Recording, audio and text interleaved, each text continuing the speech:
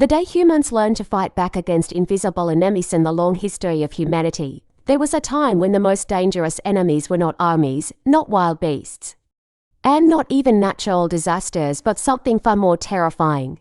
They were invisible, silent, unstoppable. A child could be laughing in the morning and dead by nightfall. A village could be thriving one week and wiped out the next. No one understood why. No one knew how to stop it. And then everything changed. This is the story of how humanity learned to fight back. A world before vaccines. The 18th century. Life was fragile in ways that are almost unimaginable today. Diseases like smallpox, measles, polio, and rubella were not just medical conditions, they were death sentences, or worse. Lifelong disabilities. Smallpox alone killed millions. Survivors were often left blind, scarred, or disfigured for life. Entire families would disappear within weeks. Cities would quarantine themselves in fear. Parents lived with a constant dread. Will my child survive childhood? There were no antibiotics, no modern hospitals, no vaccines. People tried everything: herbs, rituals, prayers, but nothing truly worked. And yet, in the midst of this darkness, a strange observation began to emerge. A milkmaid's secret. In rural England, farmers noticed something unusual. Milkmaids, women who milked cows, rarely got smallpox. Their skin remained smooth, unscarred. Why? The answer lay in a different disease: cowpox. Cowpox was a mild infection that humans could catch from cows. It caused small sores but was rarely dangerous. Somehow, those who had cowpox seemed protected from smallpox. This observation would change the course of history. The first vaccine 1796 and 1796. An English doctor named Edward Jenner decided to test this idea. He took material from a cowpox sore on a milkmaid's hand and introduced it into the body of an 8-year-old boy named James Phipps. The boy developed mild symptoms and recovered later. Jenner exposed him to smallpox. Nothing happened. The boy was immune. For the first time in human history, a disease had been prevented before it could even begin.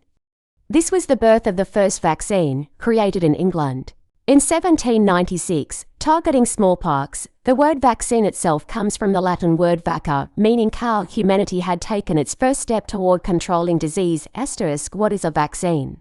A vaccine is a biological preparation that trains the immune system to recognize and fight a specific pathogen like a virus or bacteria, instead of waiting for the real disease to attack.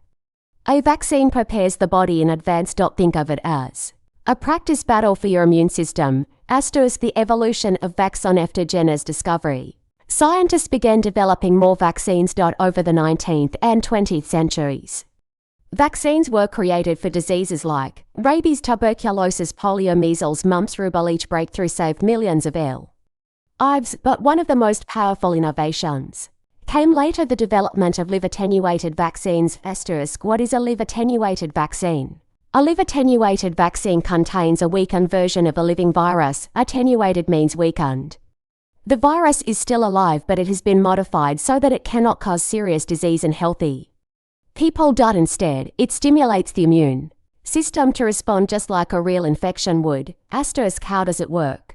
When a live-attenuated vaccine enters the body, the weakened virus infects cells, but only mildly. The immune system detects it as a threat. The body produces antibodies. Immune cells are created. Later, if the real virus attacks, the body recognizes it instantly and destroys it before it can cause harm. This is why vaccines provide long-term immunity, sometimes for life. How are live-attenuated vaccines made? Creating a live-attenuated vaccine is a careful scientific process. Scientists take a virus and weaken it through repeatedly growing it in laboratory conditions, exposing it to unusual environments, allowing it to mutate into a less harmful form. Over time, the virus loses its ability to cause serious disease in humans but still triggers immunity. These vaccines are prepared using cell cultures, embryonated eggs, controlled laboratory environments. It's a delicate balance: too strong and it causes disease, too weak and it won't work. Diseases targeted by live-attenuated vaccines. Some of the most important live-attenuated vaccines protect against measles, mumps, rubella, polio, oral polio vaccine, chickenpox. These are often combined into the MMR vaccine: measles, mumps, rubella. What are these diseases? Measles, a highly contagious viral disease. Symptoms: high fever, rash, cough, eye inflammation. Impt can cause pneumonia, brain damage, and death, especially in children. Mumps, a viral infection affecting the salivary glands. Symptoms: swollen cheeks, fever, pain while eating. Impact can lead to infertility in males and complications in adults. Rubella, also known as German measles. Symptoms: mild rash, fever. Impact dangerous during pregnancy, can cause severe birth defects. Polio, a viral disease affecting the nervous system. Symptoms: fever, weakness. Impact can cause permanent paralysis or death. Chickenpox, a viral infection causing itchy blisters. Symptoms: rash, fever. Impact usually mild, but can be severe in adults or immunocompromised individuals.